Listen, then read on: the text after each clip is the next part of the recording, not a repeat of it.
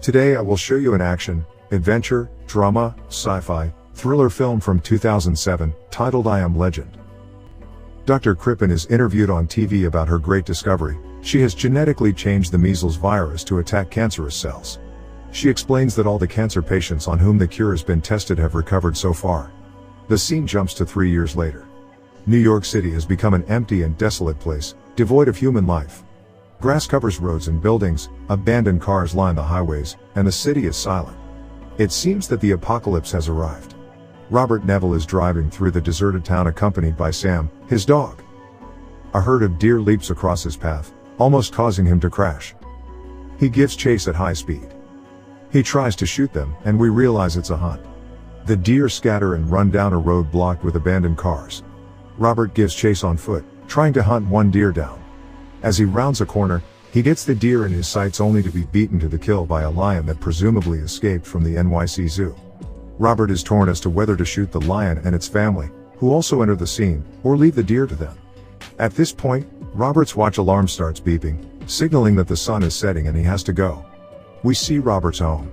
It is the typical American detached house, but it looks like it is in the middle of a war zone. He bleaches the steps to hide their smell. Robert and Sam are having a seemingly ordinary evening, eating processed food and watching recorded TV programs. After a bath, Robert shuts, locks, and protects every door and window with massive steel shutters. He sleeps with Sam in a bathtub, rifle in hand, with screams and screeches surrounding the house. He dreams of how Zoe, his wife, their child, Marley, and Sam, as a puppy, try to leave New York.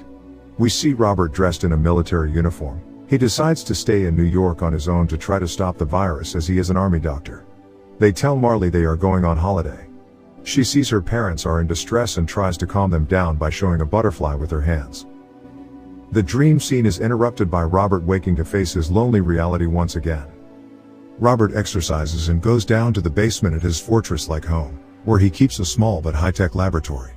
We see that he has been experimenting with a vaccine for the virus that has wiped out most of the human race. He's tried the vaccine, evidently only one of the hundreds, on some mice to find a viable cure. All the mice act incredibly aggressive, except for one. Robert makes a note of this mouse and deems that specific compound ready for human trials. Later, Robert gears up and goes to a video rental store where he talks to some mannequins he has set up, his only form of human contact. It seems he has created a game for himself to prevent madness from consuming him. There Robert takes notice of a woman mannequin he would like to get to know better. While in the field, picking up corn, he promises Sam he will talk with her tomorrow. Robert later visits some condo flats nearby, searching for supplies. He comes upon a room with a bed surrounded by plastic wrap and another room with 2 cribs. We see the pain in his eyes as he empathizes with the loss of loved ones. Robert has created a radio message and plays it over all AM radio frequencies. It says that he's alive and that he'll be waiting for any survivors at the docks of the bay at midday every day. While playing golf on a military airplane, Sam spots a deer, so both of them go after it. The deer runs into an old building at ground level, and Sam follows even though Robert tries to hold him back. Robert enters the building as Sam would not return of his own accord. Carefully, Robert searches the darkened rooms. He treads quietly, understanding that creatures called dark seekers might be in this building. Dark seekers react to light and sound, hoping that he doesn't awaken them by blocking his flashlight with his hand. Robert wants to leave the building but finds it difficult to do without Sam, his only living friend. He sees the corpse of the deer. Relieved it is not Sam, he continues onward. He stumbles upon a room full of sleeping dark seekers and tries to get back carefully. Robert spots Sam under a desk. Sam steps back as if signaling that someone is there. An infected male then leaps out of the darkness to attack Robert and is shot dead. Both Sam and Robert start running away through the building. Some more of the infected appear and chase them. Some of them jump on him, but after he jumps through the window, the dark seekers on him die in the sunlight. Soon afterward, Robert sets a trap to catch one of the infected by breaking a blood vial on the tarp. He succeeds. The leader of the dark seekers runs outside of the building, and after screaming at Robert, he retreats to the safety of the darkness because his skin burns as soon as he comes in contact with the sunlight. Robert takes the captured female dark seeker home to his lab. He uses the vaccine that made the mouse less aggressive. First, he sees positive results, but then after a moment of struggle, the woman flatlines. He revives her with an adrenaline shot and continues to adapt his serums in the hope of finding a cure. That night, he again dreams of the past, when his wife and kid tried to leave New York in the chaos of its evacuation. He relives the panic and terror on the streets as the city citizens try to escape before the infected take control. He seats his family in a plane, and by his daughter's wish, he takes Sam. As they are about to take off, Robert wakes up again. Before heading out, Robert sets his clock to 30 minutes before sunset. He listens to old news about those cured by Dr. Crippen's vaccine exhibiting symptoms resembling the early onset of rabies. After visiting the seaport at midday, he fishes and talks to Sam about a party he might throw for him since it's his birthday. He wants to know now. Robert hates surprises. While driving around, he finds his mannequin has been moved. He calls the mannequin Fred and is yelling at him. What is he doing here? Robert has a mental breakdown and shoots Fred. During the night, the infected have set the same trap he organized for them the previous day. Robert is caught by the trap. He hits his head and passes out. When he wakes up, his watch is beeping and it's dark. Sam is faithfully waiting for him. Finally, he cuts himself free just as dusk falls, but he falls on his knife and impales his leg. The infected leader then appears with infected dogs. They attack him right as the last slimmer of light disappears. Sam defends him, fighting off one of the dogs. Robert manages to crawl back to his car to retrieve a pistol, shooting the infected dogs dead. He looks over to see Sam collapse from a bite wound and picks her up, and lays her in the car. When he gets home, he puts Sam on a table and injects her with an experimental vaccine. The vaccine fails in helping Sam as Robert realizes her hair begins to fall out, and she attempts to bite him, so he is forced to kill her by strangling her as she struggles in his arms. Tears stream down his cheeks as he says goodbye to his only friend. He then goes and buries her in the streets. As promised to Sam, he visits the woman mannequin at the video rental store and tells her hello. He begs the mannequin to answer him. The darkness is suffocating Robert. In a grief-stricken rage, he decides to fight all the infected face to face.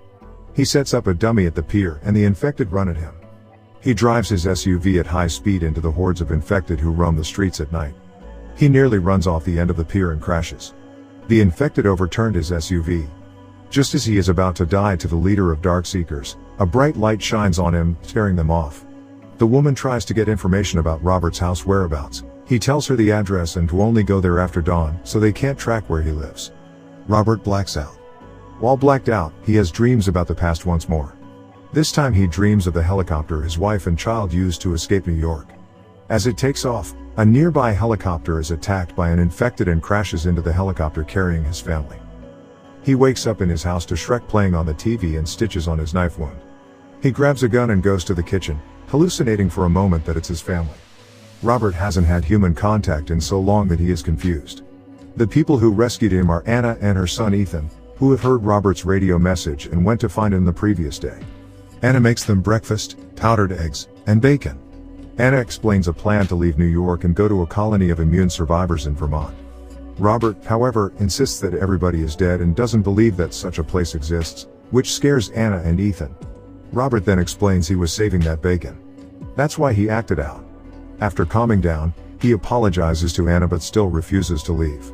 He then shows Anna his laboratory and injects another serum into the infected woman. While closing down the house, Anna again pleads to Robert to come with him. He asks her how she knows that there is a safe zone in Vermont. Anna says that God told her. He has a plan. Robert becomes irritated. He tells her facts about the infection, like 90% of the people died from the KV virus, less than 1% are immune, and the other 588 million people turned into Darkseekers. Is that your God's plan? He asks. A moment later, Robert realizes that the infected are attacking the house. The previous night they had followed Anna back when she rescued Robert. He activates his setup defenses, lights and blows up cars. The infected are so great in number they breach the shutters and few make their way into the house. One of the infected is breaking the roof for a better passage for other Darkseekers. After Robert shoots them, he, Anna, and Ethan retreat to the basement lab. They realize that the infected female he had captured earlier and tested the virus vaccine on has returned to her human form. Robert shuts his bulletproof glass door before the infected get in. As the leader comes, he starts to ram into the glass, making the cracks in a butterfly shape. Robert thinks that maybe it is God's plan after all, remembering his daughter. He takes a sample of cured woman's blood in a syringe and gives it to Anna, telling her to hide in the incinerator with Ethan until dawn. Robert grabs a grenade from his drawer, and as the leader of the infected smashes the glass, who has made a personal quest out of hunting Robert down for taking his infected wife. They collide, killing all the infected in the room. Anna and Ethan reach a strange place in the middle of the countryside. The road is cut by a castle-like wall and a steel door. There, some human survivors live in that enclosed community. Anna gives the syringe with the antidote to the human leader of that small community, and her voiceover tells us of the legend that Robert Neville has become.